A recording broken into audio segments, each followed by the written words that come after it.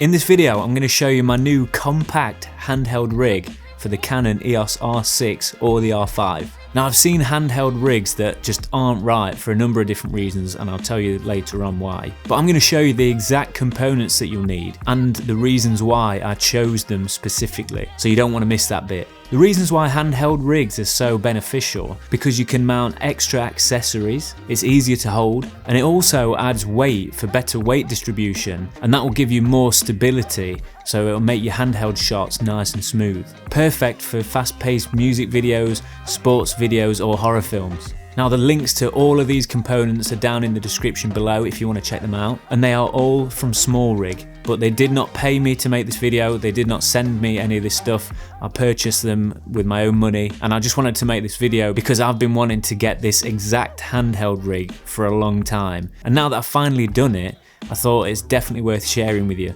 Let me know in the comments which you prefer, handheld or gimbal. Now, I know they're totally different things, but I'm just interested to know which one you prefer. Right, so first of all, the cage. As I mentioned earlier, it's Smallrig brand. I have used other brands in the past, and I feel like the Smallrig stuff is definitely better made. It's more sturdy. The other ones seem to bend a little bit, and it's really soft metal. So these are just so well made and a lot more durable, I find. And also they've got a better finish. They're just a bit more attention to detail. For example, it fits nice and flush to the camera grip on the right hand side, so that's really nice. And the edges are just finished off a little bit smoother, and yeah, I just prefer them. Personally, I feel like it's definitely worth spending that just a little bit extra to get that extra bit of quality. So you've got a NATO rail here, which is nice and easy and quick to mount accessories to on the top. You've also got a cold shoe mount if you want to mount stuff on there. Plenty of these holes to mount other accessories, handles, grips, whatever you want. Now, another thing that I love about this is the magnetic tool holder, and that's the same with a couple of the other components in a bit, which I'll show you. But we've got a mini Allen key here, which is perfect, and also a flat head as well. So I just love that little extra bit, and it just means that you don't have to carry extra tools around with you. You can pop it straight in there, and you know it's going to be safe, and it's with you all the time.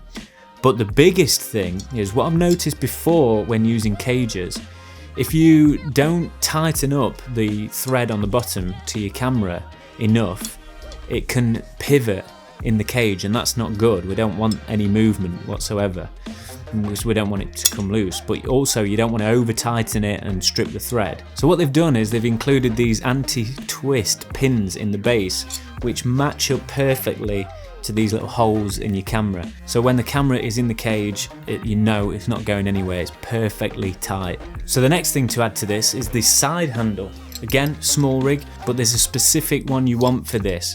Because in the R5 and the R6 they changed this little panel on the left hand side, you want to make sure that you don't get the normal side handle because it'll interfere with those. This has got this little arm on it that stays out of the way. For some reason, a lot of people put the handle on the right hand side, but that doesn't make sense because you've already got a grip on the right hand side.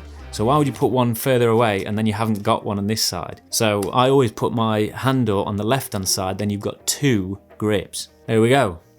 So we've got two grips, we've got one on the left hand side and then our normal camera grip. You can also move the height of this handle up and down by just undoing these screws here. So depending on where you want it, that's a great feature as well. And it also has the magnetic Allen key holder, so you just drop that straight in there and you know that's going to be safe. Perfect for tightening these little thumb screws up to make sure that you've got the optimum tightness, and that's not going anywhere. That you've got some threads on here to mount accessories as well as a cold shoe mount, and it's a nice ergonomic grip. It feels comfortable. I would have liked one that you could swivel, because when you're using the top handle, it'd be nice to have that handle on the side just a little bit more of an angle. So maybe I'll swap that out one day, but at the moment I'm not sure if they do them. I might be wrong, but I didn't see one. I know they do them where it mounts straight on, but not with that arm. Okay, moving on to the top handle. This is my favourite piece, and that's because, well, for a number of different reasons really. but mainly because it's got this ARRI mount on the front. Why is this good? Well, normally, and this is what I see a lot of people do, and it's just strange, it looks odd and it's not right. You'd have to mount your monitor mount to the top of the handle, and then when you put your monitor on, that means it's really high from the camera.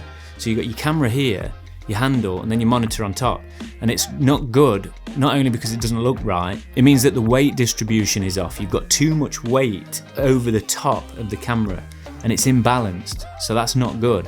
The other reason is because the monitor's so high and your lens is lower, it's harder to frame your shot, so you want to get that monitor as close to the camera lens as possible. So nice and easy to place on with that NATO rail, that's it. And again, you've got that magnetic Allen key holder in the side, so you know you've always got one there. You can also move where this top handle goes, so rather than having it and holding it like this with the hand there, I can actually put one finger there and I've got a little bit more weight distribution rather than holding it all over there.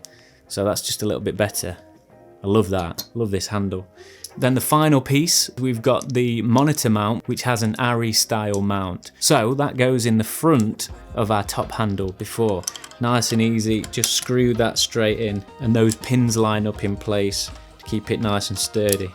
And because I'm using my monitor at the moment, I'm just going to put this panel light on the front so you can see. There we go. And now look, we've got a nice compact handheld rig where the monitor is in the perfect place and we can angle that however we like. We can have it nice and flat if you're doing a low down shot and you need to see the screen, or you can have it angled if you're up there like that.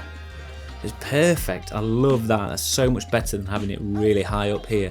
And then obviously we've got our HDMI cable. Again, the links will be down below for all of these things. These I've used a bunch of times because they're nice and thin and flexible rather than those big thick ones. I don't mind the coiled ones because they can stretch, but I just prefer these. I've used a bunch of them.